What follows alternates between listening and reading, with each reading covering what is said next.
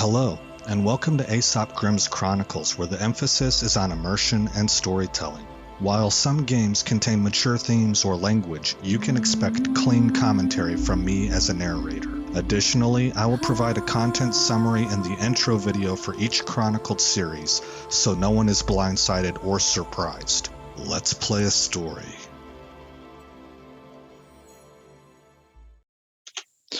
Hello everybody, and welcome to the channel. I am Aesop Grimm, and this is the intro video for our XCOM Enemy Within Chronicle.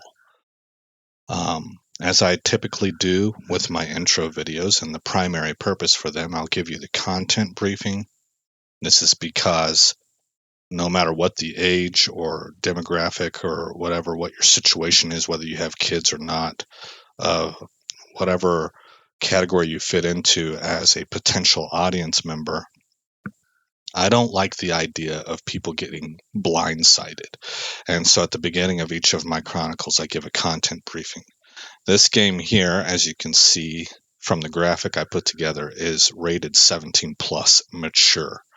It's for blood and gore, violence, and strong language. Now, it says intense violence on there. That's the graphic I found on the internet that most closely matched the XCOM rating from ESRB. But it's just a generic graphic that I found on the internet to make part of this Photoshop. The actual way that the ESRB rating reads is violence, not intense violence. Whether there's a difference between those two or not, I can't really say. I would kind of assume that there is, because it's a rating board, but I can't guarantee it. What I can do is I can read you the content summary from online. So ESRB, which stands for Entertainment Software Rating Board, has this rating summary. This is a strategy game in which players must save present-day Earth from an alien invasion. As players manage resources, research weapon technology, and monitor alien presence, they can dispatch squads of soldiers to attack human and insect-like creatures in turn-based combat. From a three-quarter top-down perspective, players use assault rifles, grenades, and other military-grade weapons to kill nearby enemies. Battles are accompanied by intermittent cutscenes that depict close-up, e.g. over the shoulder. That's the perspective, the point of view, where the camera is. It's an over-the-shoulder view. Instances of violence. Soldiers getting impaled or beaten to death by alien creatures.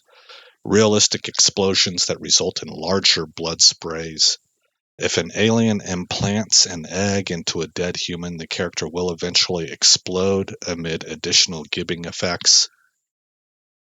Some scenes depict dead or dying soldiers whose bodies are burned or mutilated.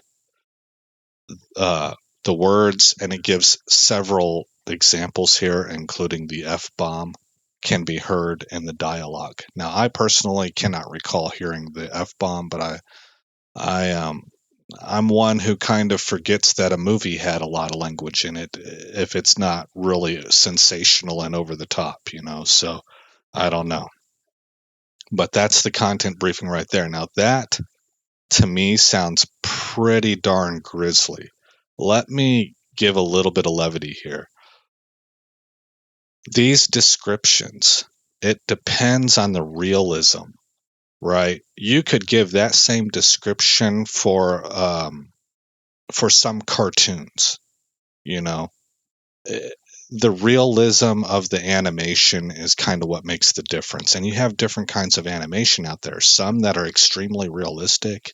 I think Call of Duty presents some pretty grisly moments in its franchise, and it looks pretty brutal at times. There are other games out there that are shockingly brutal because the animation sequences and the color palette or the lighting or how realistic the characters look, even if they're still kind of cartoony, we're getting into an age where they may still look kind of cartoony, but they're very, very, very realistic looking also.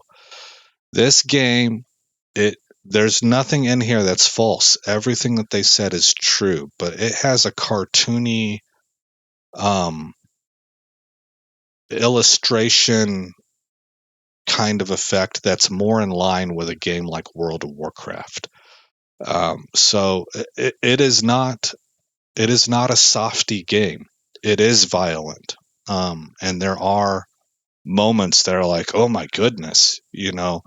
But is it going to induce PTSD in people? Is it like going to see a horror movie where you see really terrible, horrific things happening in a manner that is designed to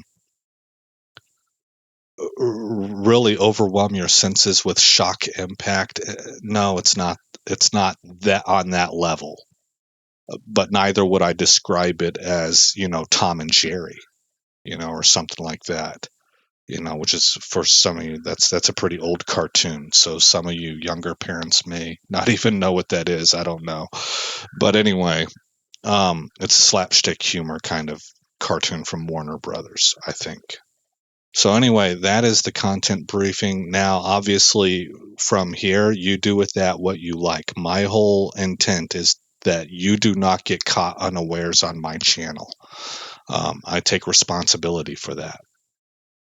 So, moving on to the rest of the intro, what I really want to do here is I want to play XCOM 2, War of the Chosen. XCOM 2, War of the Chosen is a spectacular game, even if it's a little bit old now, and it has a lot of mods for it. It's a man. I really enjoyed it. I think I played that one several times, not all the way through, but I played it several times. And this game I played several times too, but not in the same way. This game I have a lot of start and stops with the early game as I was learning how the game functions, because the game's hard. It's got a chess match element to it. In fact, I think if you enjoy chess or you're good at chess, you would like this game.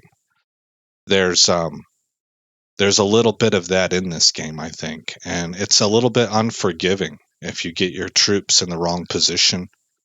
I don't even play this game on the hardest difficulties. I play on what's called normal, and it's hard. It's hard for me.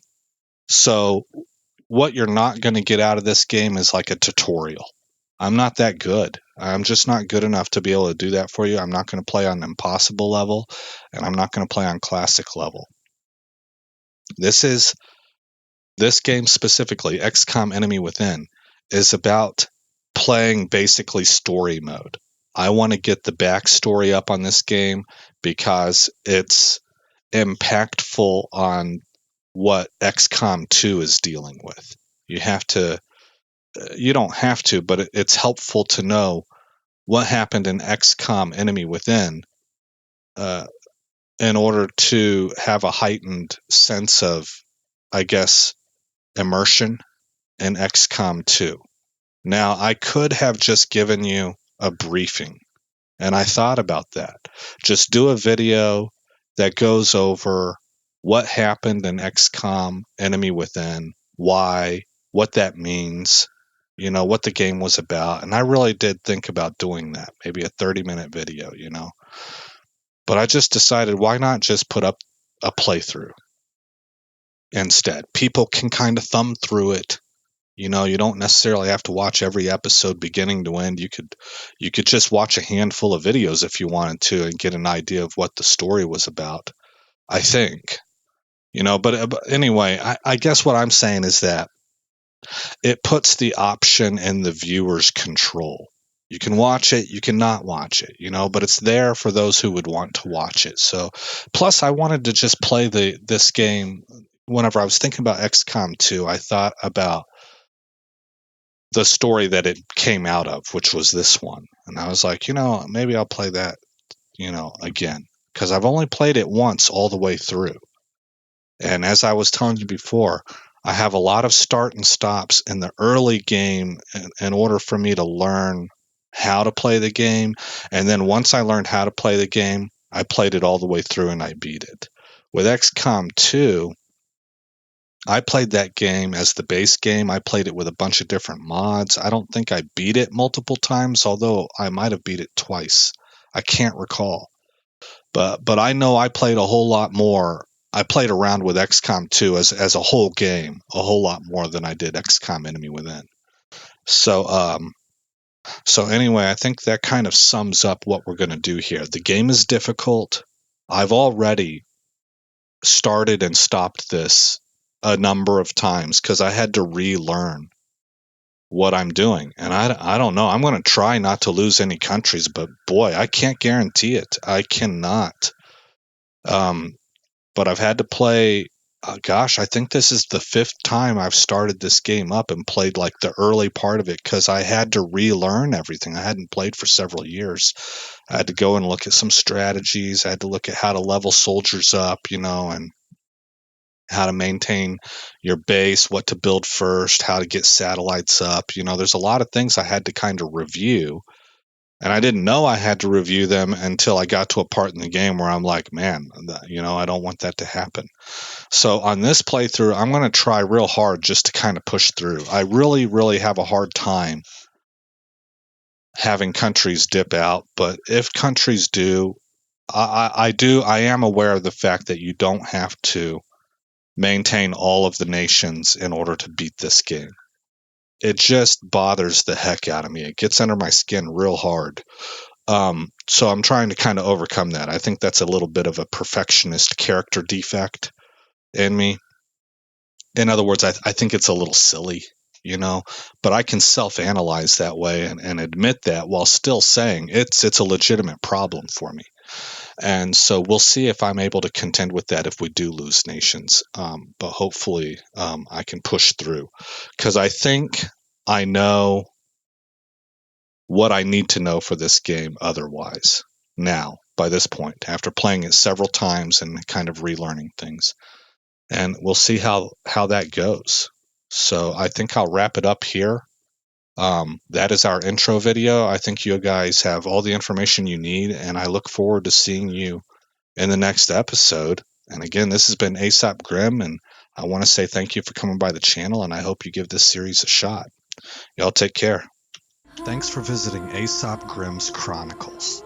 If you've made it this far in the video, please consider rating, commenting, subscribing, and sharing. I hope to see you in the next episode, and until then, stay shiny.